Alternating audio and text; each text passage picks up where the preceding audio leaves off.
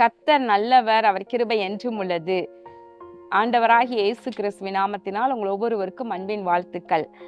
இன்று ஜனவரி 5ஆம் தேதி, இந்த நாள் ஞாயிற்றுக்கிழமை. பிரியமானவர்களே, இந்த ஞாயிற்றுக்கிழமையிலே நாம் ஆலயத்திற்கு சென்று கர்த்தரை ஆராதிக்கிற நாள். இந்த நாள் உங்களுக்கு ஆசீர்வாதமான மனமகிழ்ச்சி நாளாக இருப்பதாக. இந்த நாளிலும் நாம் தியானிக்கும் வசனம் வெளிப்படுத்தின விசேஷம் 5வது அதிகாரம் 13வது வசனம். சிங்காசனத்தின் மேல் வீற்றிருக்கிறவருக்கும் ஆட்டுக்குட்டியானவருக்கும் ஸ்தோத்திரமும் கனமும் மகிமையும் வல்லமையும் சதா காலங்களிலும் உண்டாவதாக. சிங்காசனத்தின் மேல் வீற்றிருக்கின்றவர் தேவன், அவருக்கும் ஆட்டுக்குட்டியானவருக்கும் ஸ்தோத்திரமும் கனமும் மகிமையும் வல்லமையும் சதா காலங்களில் உண்டாவதாக என்று சொல்லப்படுகிறது. எங்க யார் எப்படி சொல்றாங்க அப்படின்னா பாருங்களேன், அதற்கு அந்த வசனத்தின் ஃபுல்லா வாசிக்கிறேன்.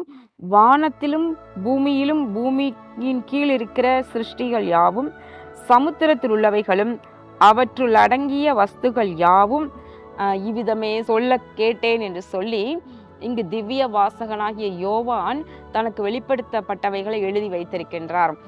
பிரியமானவர்களே, வானத்துல உள்ளவைகள், பூமியில உள்ளவைகள், பூமியின் கீழ் உள்ளவைகள்னா பூமிக்கு கீழே என்ன இருக்கும்? ஒருவேளை பாதாளம் பூமிக்கு கீழே உள்ளது. அதனோடு கூட சமுத்திரத்தில் உள்ளவைகளும் இவைகள் அடங்கிய வஸ்துக்கள் யாவும்.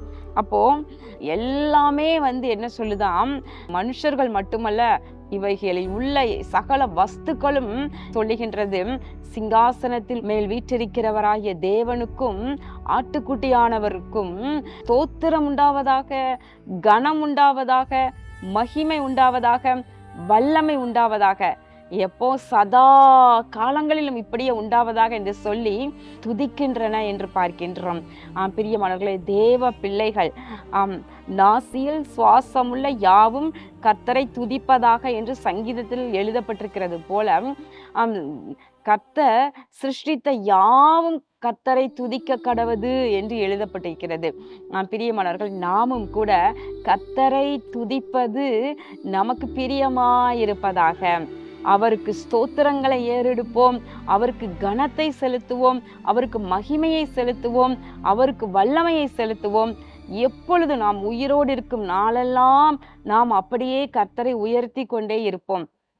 ஆலயத்திற்கு செல்லுங்கள், ஆராதனை செய்யுங்கள். ஆராதனை என்றால் தேவனுக்கு நாம் மகிமையை செலுத்துவதுதான், அவரை உயர்த்துவது, அவரை புகழுவது, அவருக்கு நன்றி செலுத்துவது. ஆலயத்திற்கு செல்வதிலே நீங்கள் குறை வைக்காமல் தவறாமல் செல்லுங்கள். ஏதோ நேரம் இருக்கும் பொழுது 1 மாதமோ 2 மாதமோ நான் ஆலயத்திற்கு சென்றால் போதும் என்று சொல்லி அதில் அசட்டை பண்ண வேண்டாம். உங்களுக்கு ஆலயத்திற்கு செல்ல பலன் இருக்குது, உங்களுக்கு அனுகூலம் இருக்குது, ஞாயிற்றுக்கிழமை ஆனால் உங்களுக்கு விடுமுறை தான். அப்படி இருக்கும் பட்சத்தில் நீங்கள் கர்த்தரை கனம் பண்ண எல்லாருமா சேர்ந்து, தேவ பிள்ளைகள் எல்லாம் சேர்ந்து தொழுது கொள்ளுகிற இடம்தான் ஆலயம். அது கர்த்தருடைய அரண்மனை என்று சொல்லப்படுகிறது இல்லையா?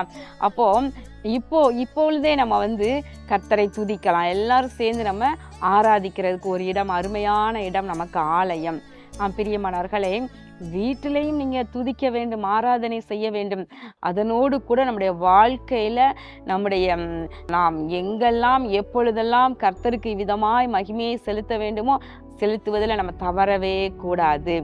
கர்த்தர் மிகவும் பெரியவர், அவர் வல்லமை உள்ளவர், அவர் சாவாமை உள்ளவர், ஒருவராய் பெரிய காரியங்களை செய்கிறவர், ஆட்டுக்குட்டியானவர்.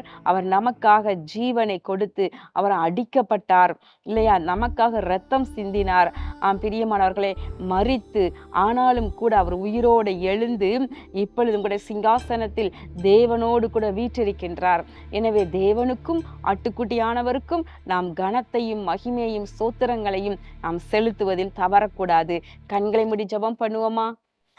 எங்கள் அன்புள்ள பரலோக பிதாவே, இதோ இந்த நாளிலும் நாங்கள் ஆண்டவரே தியானித்தபடி கர்த்தாவே, இதோ இந்த வருடத்தின் ஆரம்ப நாட்கள்ல இந்த 5வது நாளிலும் ஆண்டவரே நாங்கள் உமக்கு ஆண்டவரே தேவனாகிய கர்த்தருக்கு ஆண்டவரே ஆட்டுக்குட்டியானவருக்கு நாங்கள் ஸ்தோத்திரத்தையும் கனத்தையும் மகிமையையும் வல்லமையையும் நாங்கள் ஜீவனுள்ள நாளெல்லாம் உமக்கு செலுத்தி கொண்டே இருக்க எங்கள் ஒவ்வொருவருக்கும் அனுகிரகம் பாராட்டுவீராக.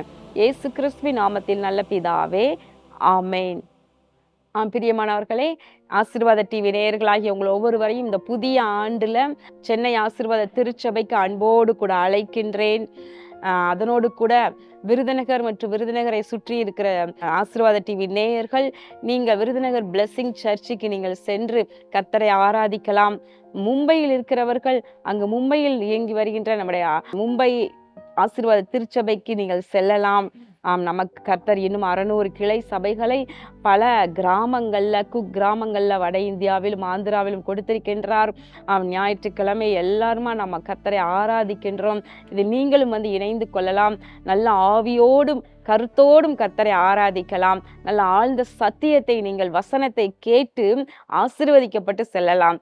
ஆசீர்வாத திருச்சபைக்கு நீங்கள் வாருங்கள். கர்த்தரால் ஆசீர்வதிக்கப்படுங்கள். நீங்களும் உங்கள் குடும்பமும் ஆசீர்வாதமா இருக்க கர்த்தரை தொழுது கொள்ளுங்கள். கர்த்தர் உங்களை ஆசீர்வதிப்பாராக. ஆமேன்.